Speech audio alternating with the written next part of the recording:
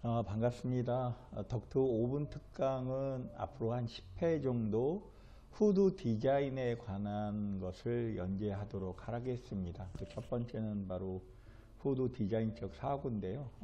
요 강의를 준비하게 된 모티브가 최근에 이제 후드 설치의 중요성이 인식되면서 많은 분들이 후드에 관련된 내용들을 이제 관심을 갖고 있고, 또 실제적으로 변화된 후드들이 많이 현장에서 접목이 되면서 보다 이제 구체적으로 우리들에게 어떤 그 후드들이 필요한지, 그리고 또 왜 이 후드 디자인의 스타트가 어떻게 되었는지, 그리고 후드 디자인을 통해서 얻고자 하는 중요한 관점들이 무엇인지를 같이 공부하고, 막상 급식소에 관련된 어떤 기술적 공부를 하려 그러면 쉽게 후드에 정확하게 제공하는 그런 자료들은 아마 많지는 않을 겁니다. 특히 급식소에 심화가 되어서 후드를 조금 공부해 볼 수 있는 영역들이 많지 않기 때문에 저희가 별도로 교재를 만들었고, 지난 1년 동안 조금씩 시간 나서 만들었던 여러 가지 한 장 한 장씩 그렸던 그 그림 자료들을 공개하면서 덕트 5분 특강을 시작하려고 합니다. 지금 옆에 이렇게 보시면 이건 뭐 다른 교재에 들었던 첨삭적인 내용인데요. 무료로 하시는 영상인 만큼 이 교재를 참조해서 같이 공부에 도움되고자 영상 자료로 남기고 있는 겁니다. 저희가 후드 디자인이라고 하는 개념을 좀 있으면 이제 뒤에 후속적으로 말씀을 드릴 건데요. 후드 디자인이라고 잡았던 구체적인 원인은 바로 조리 공간 안에서 후드가 가져야 될 역할과 영향들, 그리고 기류가 어떻게 빠져나가는지에 대한 이해가 조금 필요해서 우리가 기류가시오 표준 모델이라고 해가지고 후드가 이렇게 빠져나가면 가뜩이나 어려운 조리 환경에서 제대로 호흡기가 보호가 되면서 배기가 이루어지겠다라고 하는 어떤 가시화된 표준 모델입니다. 이렇게 기류들이 빠져나가는 것을 유추해서 모든 후드와 송풍기 풍량과 덕트 설계를 이루어지고자 하는 마음에서 가시화 표준 모델을 오픈하게 됐고요.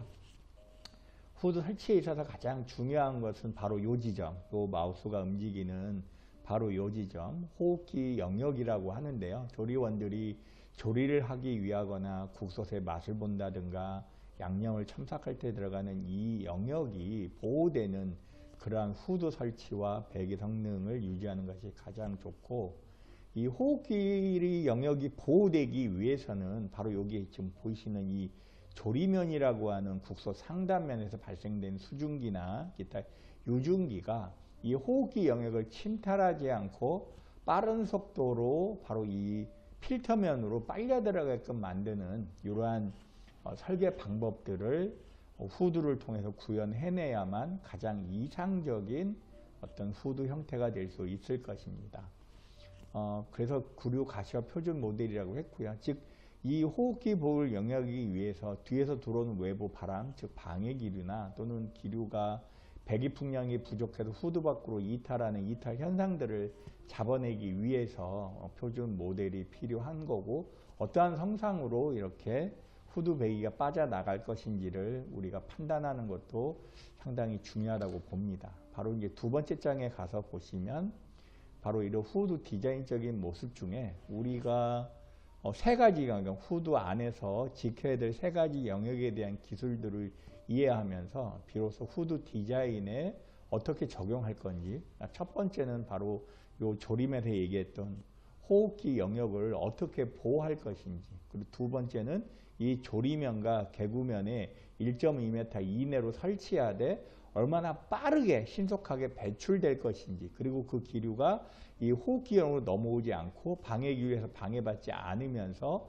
바로 이 포집 영역인 3번 영역으로 빠르게 빠져나가게끔 하게 하는 기타적인 기류라든가 이 후드면을 어떻게 구성할 것인지를 우리가 생각해 봐야 된다는 겁니다. 바로 이렇게 현장 여건에 맞는 후드를 스케치하고 그 제작할 수 있도록 하고 이것을 직접 설치해서 여기에 맞는 관점에 맞게끔 설치하는 것을 저희가 후드 디자인이라고 하고, 이 후드 디자인의 개념을 이제 여러분들과 함께 연재를 통해서 알도록 하겠습니다. 그러려 그러면 후드를 제작하기 위해서는 총 9가지 요소들을 우리가 결정해야 되는데요. 첫 번째는 여기 지금 후드의 구성 요소를 보면 가로, 세로, 높이, 가로는 얼마, 세로는 얼마, 높이는 얼마로 지정하고, 두 번째 여기 배출물, 여기 요구하는 풍량에 맞는 목 사이즈, 그리고 설치 높이를 결정하고, 세 번째 얘를 안전하게 결정해야 되기 때문에 체결하는 방법에 대한 부분들도 명기를 해줘야 되고요. 네 번째, 후드는 내부 안에 일정 공간을 띄우고 내부 경사각에 대한 부분이 중요하기 때문에 내부 경사각도에 대한 얼마나 할 건지, 그리고 허용 높이, 최소 허용 높이를 얼마로 잡을 건지, 보통 100에서 150 정도를 통상적으로 이격을 시킵니다. 그런 허용 높이라든가, 그 다음에 다섯 번째, 여기 상층에서 이물질이 들어오거나 올라가면서 드레인이 생겼을 경우에 배출될 수 있는 드레인 규격과 위치, 그리고 그거를 몇 개를 설치하실 건지, 그리고 요 안에 조리면 안에서 조리 작업할 때 내부 조도가 상당히 중요하거든요. 왜냐하면 막혀있는 구조에다가 사람이 조리할 때 어둡게 되면 그 위협감을 느낄 수 있기 때문에 내부 조명의 위치라든가, 그 다음에 밝기, 그 다음에 크기들을 결정해주고, 그 다음에 후드의 스위치, 전등 스위치를 바깥쪽에다 설치하실 건지 아니면 전체 통합 스위치에 연결할 건지, 그리고 또 하나 여덟 번째는 필터가 빠져나가면 필터가 붙일 건지, 필터에 대한 필터 규격과 필터 여부, 그리고 많이 놓치고 있는 아홉 번째 면의 결정, 2면이냐 1면이냐 3면이냐 4면이냐 하는 면의 결정까지 포함해서 이렇게 총 9가지를 요소 설계를 통해서 현장에 맞는 후드를 디자인하는 것을 우리가 후드 디자인이라고 합니다. 그래서 결국 내 현장의 조리 환경에 맞는 후드를 결정할 때는 토탈 9가지가 필요합니다. 이 9가지 규격에 따른 디테일한 설계를 함으로써 현장에 맞는 후드와 또 그 용량에 맞게끔 풍량을 결정하고 덕트 설계가 이루어진다고 보시면 될 겁니다. 조금 구체적으로 들어가면 바로 이렇게 일명 경상식에 대한 구성 요소들을 알아볼 수가 있는데요. 1번, 요건 일면 경사식이라고 하는 건 이렇게 경사가 하나로 되어 있잖아요. 요거를 일면이라고 합니다. 그래서 일면에 경사식으로 되어 있다 해가지고 일면 경사식이라고 지칭하고요. 여기 용량이 가로, 세로, 높이에 맞는 풍량이 결정되었다면 두 번째는 넥, 이 후드목이라고 하는 것을 결정해 줘야 됩니다. 이 후드목을 임의적으로 선택 못하고 풍량에 맞춰서 요구해 되는데, 보통 보면 이 안에 이 개구면에 우리가 평균 풍속을 0.5에서 0.7로 지정했기 때문에 결국 큐누니코르 AV에 의해 가지고 면적이 결정된 상태에서 속도가 일정하게 나오게 하려 그러면 결국 여기에 대한 면적도 풍량에 맞게끔 정확하게 하여야만 이 내부 안에 요구하는 속도가 나올 수가 있습니다. 그런 개념에 의해서 두 번째 목 사이즈 규격을 결정하셔야 됩니다. 그리고 세 번째는 많이 빠진 거죠. 얼마의 높이에 어떻게 매달 건지를 인식해야 덕트랑 실제로 설치할 수 있는지, 어떤 방식으로 설치할 건지를 생각해 볼 수가 있고요. 네 번째는 이 경사각도, 여기에 보시면 이 경사각을 만들기 위해서 여기에 최소한으로 얼마 정도 이격할 거냐, 이격 거리에 대한 부분도 허용을 결정해 주셔야 됩니다. 통상 100에서 150 정도 결정을 합니다. 각도에 따라서.